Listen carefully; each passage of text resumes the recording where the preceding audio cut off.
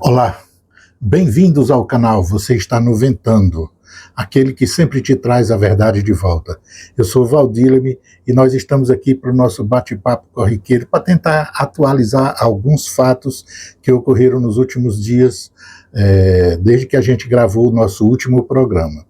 Se você estiver vindo aqui pela primeira vez, faça a gentileza de marcar a sinetinha, fazer sua inscrição, dar uma olhadinha nos outros vídeos, outros problemas que a gente trata, analisa na nossa revistinha eletrônica, e também distribua para seus amigos, conhecidos e tal, para tornar o canal conhecido e facilitar, de certa forma, o nosso trabalho, os objetivos do nosso trabalho. Beleza? Pois bem, como sempre, vamos tentar colocar alguns fatos ocorridos desde que a gente conversou pela última vez e que, de certa forma, influenciam, alteram a maneira como a realidade está disponível para nós no atual momento. E, sem dúvida, eu não poderia deixar de fazer o registro inicialmente, no início de tudo, da tragédia que ocorreu com os nossos vizinhos latino-americanos, os venezuelanos, quando sofreram dois terremotos de magnitude 7,2 e 7,5 na escala Richter, e já vão com mais de, segundo os últimos levantos, mais de 1.500 mortos e uma quantidade considerável de feridos. O Brasil já se manifestou, já mandou 3 aviões KC-390, levando tanto hospital de campanha para ser montado, medicamentos, aparelhos, equipamentos para montar o hospital, e além de equipes que vão auxiliar nas buscas, né, para, na realidade, reduzir, tentar ver o que tem de vida ainda possível salvar no meio dos escombros. Também nós tivemos aí, agora em relação à Europa, um movimento, aliás, a continuidade do movimento do Traoré, que é o presidente de Burkina Faso, ali naquela região do Sahel africano, cortando relações diplomáticas com a França, o ex-colonizador, justamente por conta do papel e do comportamento de colonizador que quer continuar a impingir ali aquela parcela do continente africano.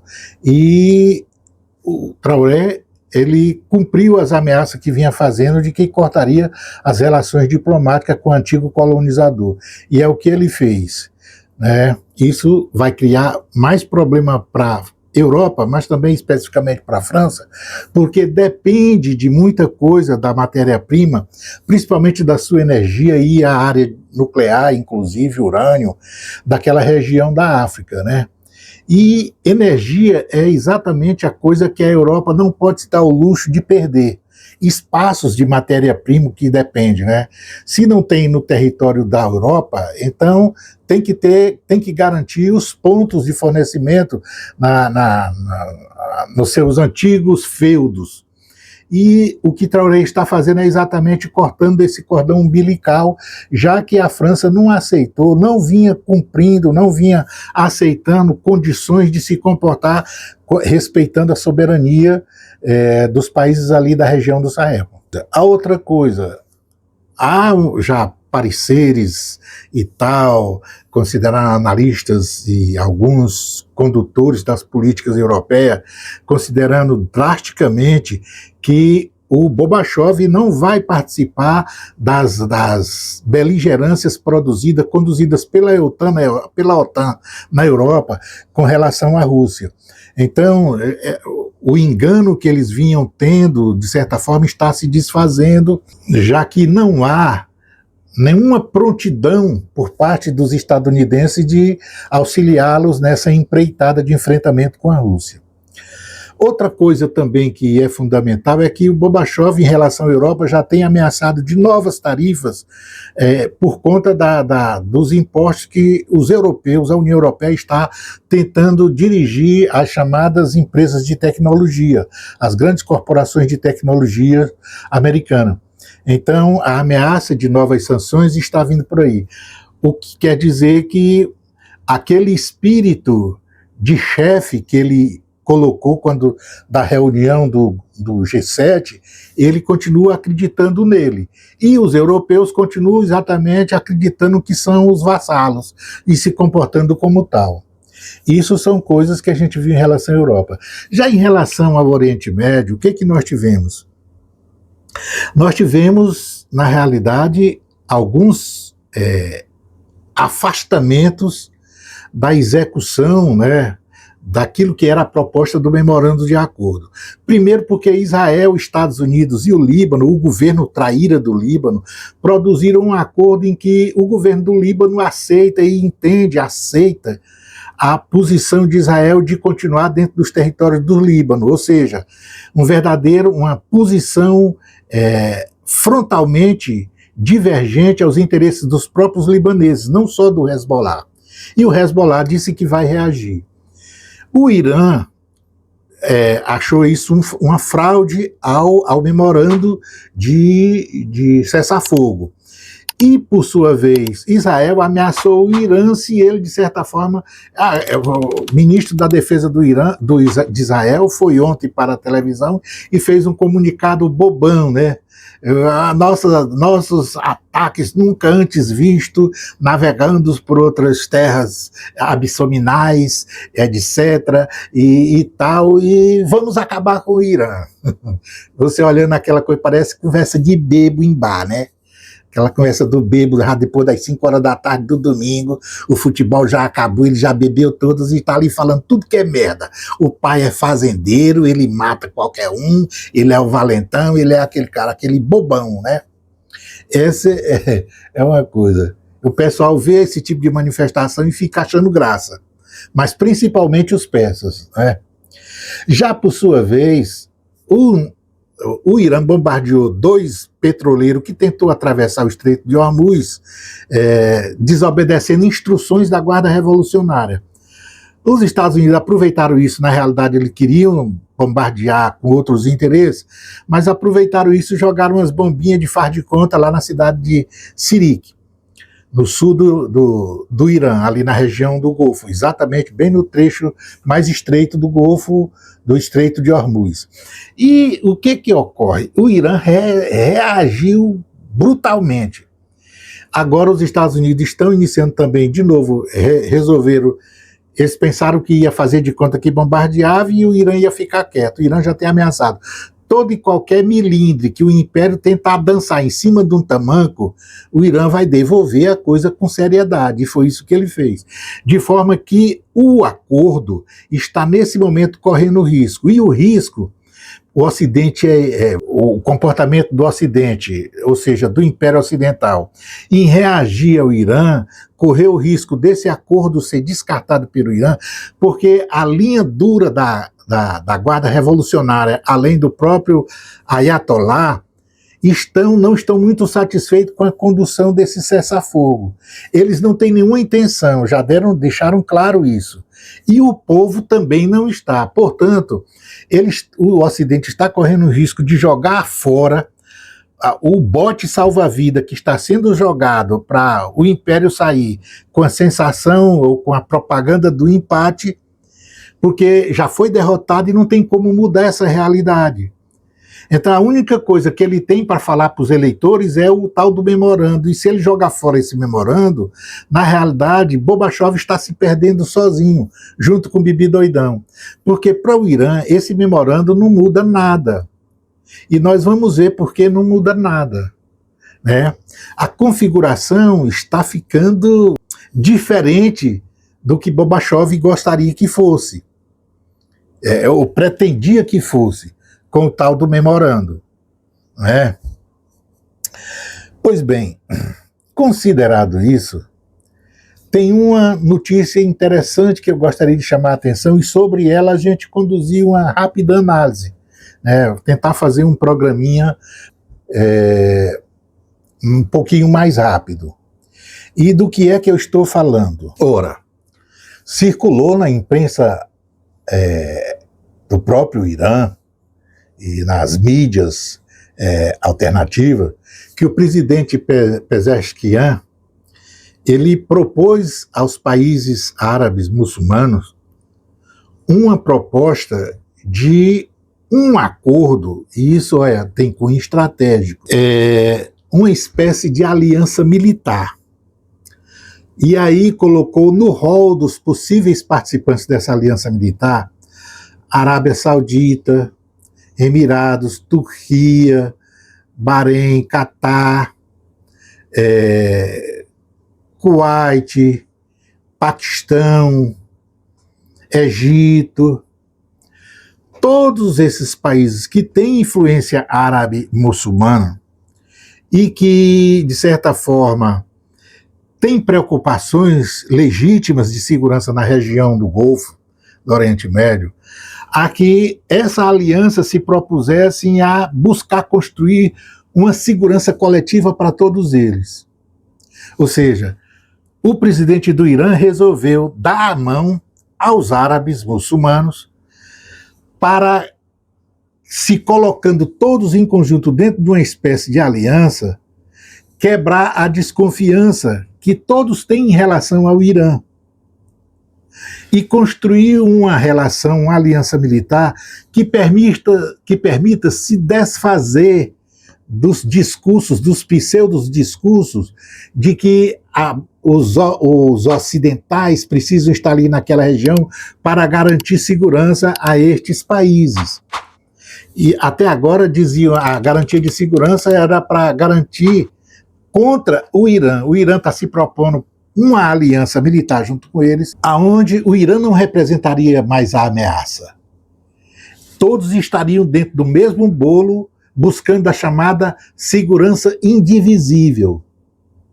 E olha a coisa interessante, o Irã propôs que quem liderasse isso fosse o Paquistão, já que dispõe de armas nucleares, para permitir que conduza, coordene o grupo. E olha o nível, a análise que a gente vai fazer sobre o nível essa perspectiva geopolítica para aquela região ali.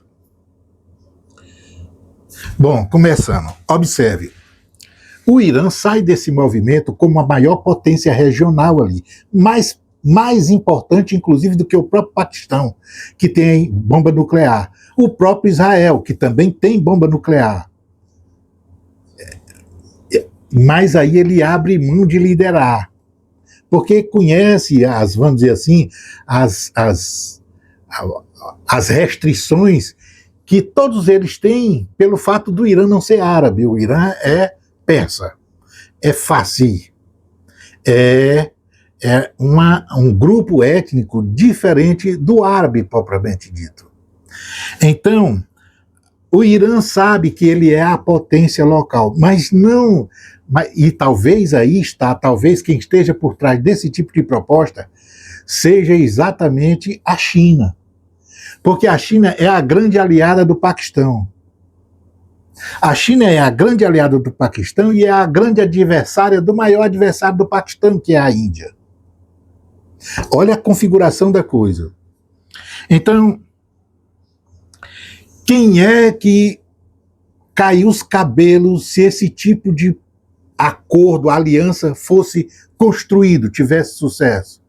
Em primeiro lugar, Israel. Israel não pode sonhar com um negócio desse. É contra isso que todas as guerras israelenses acontecem naquela região do Oriente Médio. É contra os árabes, os muçulmanos estarem unidos.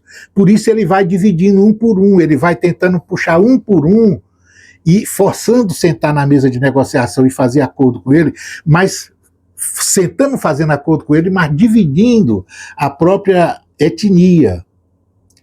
Perceba, eles puxaram o Egito, botaram o Egito na mesa e fizeram o Egito se distanciar dos outros. Tiveram a Jordânia na mesa, fizeram se distanciar dos outros. Puxaram, e assim sucessivamente. Ele faz assim com todos os outros. Agora é o Emirados Árabes. Então, e ele faz isso numa estratégia vou dizer, de longo percurso de tempo, sabendo que o que ele quer num futuro pode estar muito distante, 50 anos. Ele vem correndo isso desde 1948. Então, isso é um tapa que Israel não conseguiria suportar. Veja que ele já não teria muita condição de suportar nem o Irã isolado naquela região sozinha, sendo a potência que está sendo agora, conforme está saindo desse conflito. Apenas o Irã sozinho, mesmo que todos os outros árabes estivessem do lado dele, já era para ele a grande ameaça. Porque esse tempo todo ele tem buscado destruir o Irã. Veja que a pretensão dele ele não concorda com o memorando. Por que ele não concorda? Porque ele não tem nenhum interesse em deixar o Irã vivo. A pretensão israelense em relação ao Irã, ela é existencial, que começa pela própria decapitação do regime adversário. Esse é o discurso. Então, agora imagine um Oriente Médio árabe, muçulmano, reunido com todo mundo, inclusive com alguém com potencial nuclear junto para fazer o confronto com ele. Essa é uma derrota estratégica que não tem tamanho. Mas observem, quando é que esse comportamento se iniciou e por que a China está por trás disso? Ora, a China está assumindo ponta de lança do sistema econômico mundial. 2023, 2024, a China botou para sentar na mesa dois adversários até ali que Israel e Estados Unidos estavam colocando, dividindo, e a divisão era o sucesso da política deles. Quem era o maior exportador de petróleo e o Irã, a Arábia Saudita e o Irã. Eles estavam sendo colocados em locais divergentes, dicotômicos, de confrontos político, militar, geopolítico, para permitir que ali o império fosse nadando de braçada. Mas aí a China, num jogo de xadrez de madrugada, no tabuleiro ela mexeu, e puxou a Arábia Saudita e puxou o Irã, e botou os dois para sentarem na mesa. A partir daquela sentada na mesa, botou os dois dentro do BRICS, e aí jogou um processo de ganha-ganha para os dois lados da moeda. E a Arábia Saudita aceitou o jogo, justamente na hora em que o acordo do petrodólar estava morrendo, com seu prazo quinquenal. Aliás, com seu prazo de 50 anos. Então, aquilo foi um choque para o Ocidente. Eu cheguei, inclusive na época, a produzir uma análise clássica sobre esse evento, dizendo que aquilo era se aquilo caminhasse no futuro para, de fato, um acordo, aquilo tinha vamos dizer assim, o condão, a possibilidade, a capacidade de destruir a configuração do Oriente Médio que a gente conhecia até ali. Mas veja só, Israel achou que não podia, não aceitou a orientação de sentar na mesa, de construir o Estado palestino e de preparar o mundo para a nova realidade. Aí a busca dele foi essa guerra, foi destruir o Irã. Essa guerra, ela saiu do controle e ela demonstrou as fragilidades do Ocidente. Veja que a Índia é adversária da China, de cunho geopolítico, e está os dois dentro do BRICS. E a Índia tem se comportado como um verdadeiro traíra. Ela é um traíra para o movimento do BRICS, ela é um traíra para a própria China, embora a China tenha puxado ela, tenha dado a ela várias oportunidades de ter um outro comportamento ali na região, inclusive com a resolução dos problemas de fronteira, né? Produziu uma détente, uma relação civilizada de futuro no novo mundo. Você vê que a Índia se comportou como a faca de dois legumes e foi traíra nessa atual guerra para o Irã. além de ser a adversária figadal do Paquistão. Observe, então, para a Índia, esse é um acordo que também vai dar pé no saco. Isso é uma coisa que para a Índia vai ser um retrocesso de muitos anos nos planos que ela vinha produzindo, conduzindo para uma realidade dela e para facilitar, para melhorar o seu confronto, né, vamos dizer, a possibilidade de sucesso com o seu confronto com a China. Não só o confronto econômico, o confronto geopolítico mesmo com a China.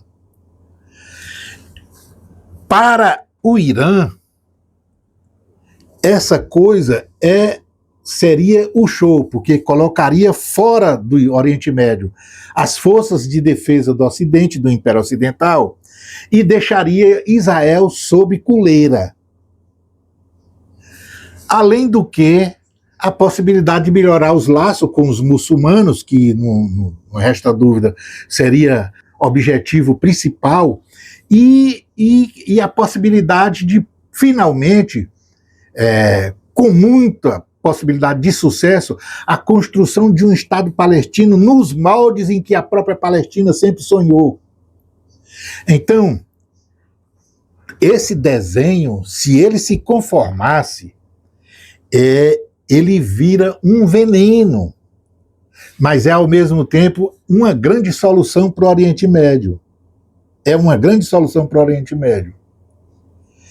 E porque seria ao mesmo tempo um prêmio para a luta nobre de autonomia, de liberdade, de soberania dos povos árabes, palestinos, o povo persa e tal. E seria um freio para a própria Índia em uma resposta, vamos dizer, um tratamento à altura de quem se comporta como traidor.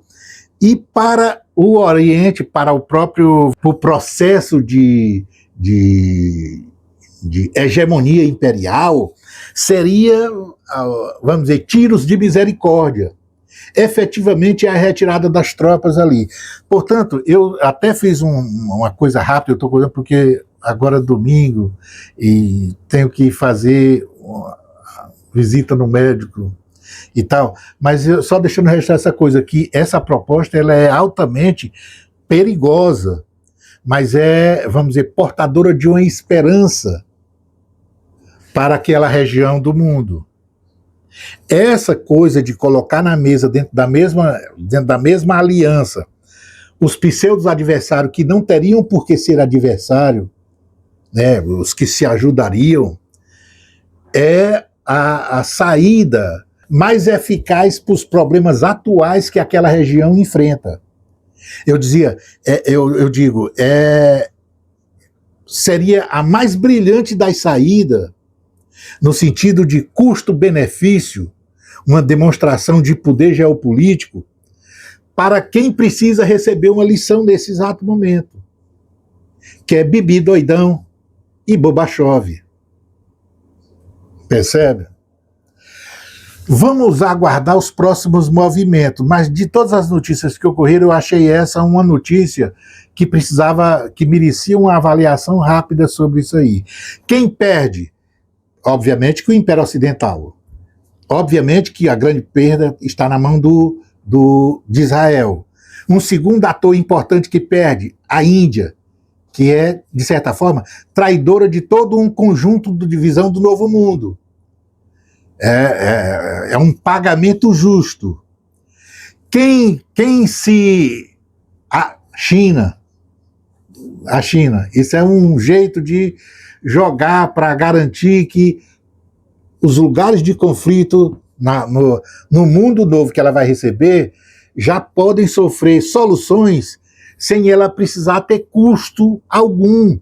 Eu digo custo político, geopolítico, custo próprio financeiro, custo do dinheiro. Essas coisas permitem que ela vá vislumbrar o mundo sem ter muitos ônus agora, no momento inicial de implantação da nova realidade. Né? Mas vamos ficando por aí. Qualquer coisa, se você tem alguma coisa para dizer, pode colocar no no nosso bate-papo, no nosso comentário. E fiquem aí, escutem o W Pueblo. Até a próxima.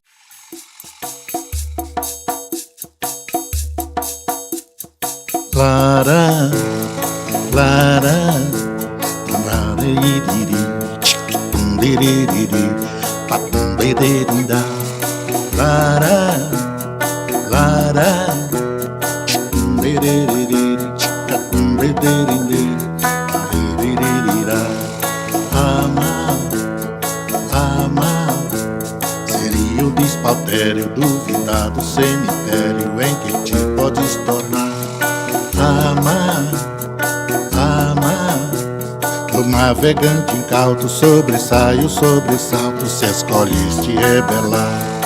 Amar, amar, tal qual o mar envolto, assumindo ao desconforto, leva ao mar titubear. Amar, amar, tem muralhas caindo, tem sentinelas dormindo, melhor me acostumar. Amar, amar, essa história é de traposo, me atrevo a ser corajoso e boto o boi pra bombar. Mará, mará, se a saudade consome, deixe de ser super-homem, sem arroz de puxar. Mará, mará,